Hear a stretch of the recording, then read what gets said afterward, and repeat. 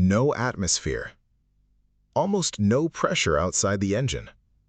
Yet inside Raptor vacuum, methane and oxygen are burning at enormous pressure and temperature. So how does SpaceX keep that fire stable in an environment that's almost a perfect vacuum? The answer isn't simply a bigger nozzle. It's a carefully controlled chain of pressure, flow, mixing, and combustion. And one mistake in that chain can destroy the engine. Here's the first thing to understand. A rocket engine doesn't need atmospheric air to burn. A normal fire needs oxygen from the surrounding atmosphere. Raptor doesn't. It carries its own oxidizer in the form of liquid oxygen, or LOX, along with liquid methane as its fuel. That means the engine can operate whether it's sitting on the launch pad or flying through the vacuum of space. The turbopumps force methane and oxygen through the propulsion system at extremely high pressure. Those propellants are then delivered to the injector, which controls how they enter the combustion chamber. Once ignition occurs, the methane and oxygen react extremely rapidly. The chemical energy becomes heat. That heat creates high-pressure combustion gases, and those gases eventually expand through the nozzle to produce thrust. So when you see Raptor firing in space, the engine isn't somehow pulling oxygen out of the vacuum. There isn't any oxygen outside. Everything required for combustion was already carried on board. But that creates a much more interesting question. If getting methane and oxygen to burn isn't the hard part, how does Raptor keep that combustion stable? Because inside a high-performance rocket engine, combustion isn't simply a controlled flame, it's an incredibly fast fluid dynamic system. Propellant enters, it mixes, it ignites, pressure changes, temperature changes, gas expands, and the exhaust accelerates. All of these processes interact with each other. If those interactions become unstable, pressure oscillations can develop inside the chamber. And in a rocket engine operating at extreme conditions, those oscillations can become dangerous very quickly. That's why combustion stability is one of the fundamental challenges in advanced rocket engine design. And the first major control point is the injector. The injector is one of the most important components in the entire combustion system. Its job isn't simply to spray methane and oxygen into the chamber. It has to control how those propellants mix, how quickly they enter, and how evenly the flow is distributed across the combustion chamber. That matters because combustion begins almost immediately after the propellants enter. If the mixing isn't properly controlled, some regions of the chamber can release more heat than others. That can create hotspots, uneven pressure, and potentially dangerous combustion oscillations. So you can think of the injector as the engine's combustion traffic controller. But the injector can only do its job if it receives propellant at the right pressure. That's where the turbopumps come in. The pumps raise the pressure of the methane and oxygen so the propellants can enter the combustion system with enough pressure margin. They have to overcome losses in the plumbing and injector while still maintaining the pressure required inside the combustion chamber. And this leads to one of the most important distinctions in understanding a vacuum rocket engine. The pressure outside the engine can be almost zero, while the pressure inside the combustion chamber remains extremely high. Those two environments are not the same. The engine doesn't depend on atmospheric pressure to maintain combustion. It creates its own high-pressure environment internally. The turbopumps establish the flow. The injectors control the mixing. The combustion chamber contains the reaction, and the entire system has to remain synchronized. That's what makes combustion stability so difficult. A small change in one part of the system can influence another. A pressure fluctuation can affect flow. A change in flow can affect mixing. A change in mixing can affect heat release, and that can feed back into chamber pressure. If those feedback loops become unstable, the engine can experience combustion oscillations. So when engineers talk about combustion stability, they're really talking about controlling an entire chain of interacting physical processes. And there's still one major component we haven't discussed. The combustion gases have to escape the chamber. That's the job of the nozzle. But a nozzle designed to operate in the atmosphere isn't necessarily the best nozzle for space. And this is where Raptor vacuum gets its defining feature.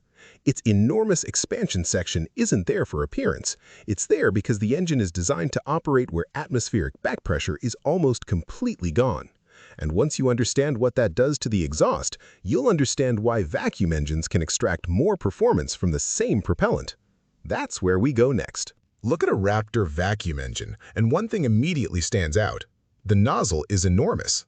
That's not because SpaceX wanted the engine to look impressive, it's because the engine is designed to operate in an environment where atmospheric pressure is almost completely gone. And that changes how the exhaust behaves. Inside the combustion chamber, the gas is extremely hot and highly pressurized. The nozzle takes that high-pressure gas and converts its energy into velocity. First, the gas is forced through the narrowest part of the nozzle, called the throat. Then, the nozzle expands outward. As the gas expands, its pressure and temperature fall while its velocity increases. That increasing exhaust velocity is what ultimately produces thrust. But here's the important part. The amount of expansion an engine can use depends heavily on the pressure outside the nozzle. At sea level, the atmosphere pushes against the exhaust. That external pressure limits how freely the exhaust can expand. In space, that back pressure becomes extremely small, so the nozzle can be much larger and allow the exhaust to expand much further. And that's why vacuum engines use those enormous nozzles. They're taking advantage of the environment. The vacuum isn't fighting the engine, it's actually giving the engine more room to expand the exhaust. That extra expansion can increase exhaust velocity and improve specific impulse. In simple terms, the engine can extract more useful performance from the same propellant. But there's an important detail here. The nozzle isn't an isolated component. It's connected directly to everything happening upstream. The combustion chamber produces high-pressure gas. The throat controls how that gas accelerates, and the expanding nozzle determines how that gas continues to accelerate after it leaves the throat. All of these pressure relationships interact. That's why rocket engineers don't design the combustion chamber, injector, and nozzle as completely independent systems. They have to work together as one fluid dynamic system. And there's another problem waiting inside that system: heat. A Raptor engine isn't just dealing with enormous pressure, it's dealing with temperatures that would rapidly damage the engine's structure without aggressive thermal management. That's where regenerative cooling becomes critical. And this is where the propellant does something surprisingly useful before it even becomes part of the combustion process. It helps keep the engine alive. Before the methane and oxygen are burned, some of that propellant can be routed through cooling passages around the engine's hottest components. As it flows through these passages, it absorbs heat from the engine structure.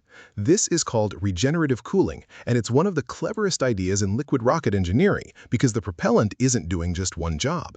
It's being pumped toward the combustion system while also helping protect the hardware from its own fire. That becomes especially important around the combustion chamber and nozzle, where the hot gases are moving at extreme temperatures and velocities. The engine has to survive the environment created by its own combustion process, and that's one reason a high-performance rocket engine is much more complicated than simply putting fuel and oxygen into a chamber and lighting them. It has to manage pressure, temperature, flow, mixing, and structural loads simultaneously. Now here's where the vacuum environment becomes interesting again. Space removes atmospheric back pressure, but it doesn't make the engine's job easy. The engine still has to maintain the right chamber pressure, the turbopumps still have to deliver propellant reliably, the injector still has to maintain controlled mixing, the combustion process still has to remain stable, and the nozzle still has to handle enormous thermal and mechanical loads. On top of that, the engine doesn't necessarily operate at one fixed condition throughout a mission. Thrust can change, propellant flow can change, tank pressure can change, thermal conditions can change, and the vehicle itself transitions from a dense atmosphere into near vacuum. So the engine needs a controlled operating envelope rather than simply one maximum performance setting. That's especially important for Starship. A spacecraft engine isn't useful just because it can produce enormous thrust for a few seconds. It needs to produce predictable thrust when the vehicle actually needs it. That could mean an orbital maneuver, a payload deployment, an attitude adjustment, or eventually a deorbit burn. And this is where Raptor Vacuum becomes more than just a vacuum-optimized engine. It's part of Starship's entire orbital transportation system. The engine has to take stored cryogenic propellant and convert it into precise, useful changes in velocity. And that brings us to the bigger question. Can this technology support repeated orbital missions, orbital refueling, and eventually deep space transportation? Because firing an engine in vacuum is one challenge, making that engine reliable enough to build an entire transportation architecture around it is a much bigger one. And that's exactly what we'll connect in Part 3. A rocket engine firing in space is impressive, but for Starship, one successful burn isn't enough. The engine needs to start reliably, produce controlled thrust, and operate within its designed limits again and again, because Starship isn't being developed as a one-shot spacecraft, it's being developed around reusability. Imagine a Starship carrying a large payload into orbit. The mission doesn't necessarily end once that payload is deployed. The spacecraft may need to perform another maneuver. It could change its orbit, adjust its trajectory, rendezvous with another vehicle, or eventually perform a controlled deorbit burn. Every one of those operations depends on predictable propulsion, and that's where a vacuum-optimized engine becomes extremely valuable. Once Starship is outside the atmosphere, the vehicle no longer needs the same nozzle configuration required during atmospheric flight. Raptor vacuum can use a much larger expansion ratio because there's almost no atmospheric pressure pushing back against the exhaust. That means the engine can extract more velocity from the expanding combustion gases. But here's the bigger idea. A customer ultimately doesn't care how impressive the engine looks. They care about what the spacecraft can actually do with the propellant. Can it reach the required orbit? Can it maneuver? Can it deploy payloads precisely? Can it return? Can it perform another mission? All of those questions eventually come down to one fundamental resource: delta V. Delta V is the change in velocity a spacecraft can achieve, and engine efficiency determines how effectively Starship converts its propellant into that delta V. That's why the vacuum engine matters so much. It isn't just producing thrust, it's helping determine how much useful mission capability Starship gets from every kilogram of propellant. Now add another piece to the equation: orbital refueling. If SpaceX can reliably transfer propellant between starships in orbit, a spacecraft designed for a deep space mission doesn't necessarily have to launch from Earth carrying every kilogram of propellant it will need for the entire journey. Instead, tanker vehicles could deliver additional propellant after reaching orbit.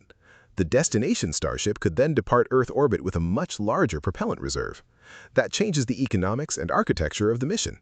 The tanker provides the propellant, the spacecraft provides the propulsion system, and the vacuum engines turn that propellant into the velocity required for the mission. But this becomes even more important when the destination isn't Earth orbit, it's Mars. For a Mars mission, propulsion efficiency becomes even more important. A spacecraft may spend months in transit. It may need trajectory corrections along the way. It has to preserve enough propellant and performance margin for the critical phases of the mission, and eventually, it has to execute the maneuvers required to approach Mars on the correct trajectory. Every kilogram matters. Every burn matters, and every propulsion system failure can become mission-ending. That's why combustion stability isn't simply an engine development problem, it's part of the larger deep space transportation problem. So let's put the entire system together. The turbopumps provide the high-pressure propellant flow. The injectors control how methane and oxygen enter the combustion chamber. The combustion chamber provides the high-pressure environment where the chemical reaction releases its energy. Regenerative cooling protects the engine from the extreme heat generated by that reaction, and the enormous vacuum nozzle converts that energy into high-speed exhaust, taking advantage of the almost non-existent atmospheric pressure in space. No single component makes Raptor vacuum work. It's the interaction between all of them, and that's the most important takeaway from this entire system. Raptor vacuum doesn't maintain combustion stability simply because it operates in space. It maintains stability because the engine creates a carefully controlled environment inside itself. Outside the nozzle, pressure can be almost zero. Inside the combustion chamber, pressure remains extremely high. The engine brings its own fuel, it brings its own oxidizer, it creates its own pressure, and then it uses the vacuum outside to expand the exhaust more efficiently. That's what makes a vacuum rocket engine so fascinating.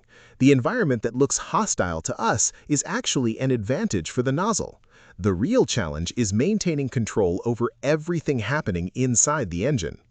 And if SpaceX can combine that propulsion capability with orbital refueling, reusable hardware, and rapid turnaround, Raptor vacuum could become much more than a powerful rocket engine. It could become one of the key pieces of a transportation system designed to move people and cargo beyond Earth. Because ultimately, the goal isn't simply to build an engine that can burn in space.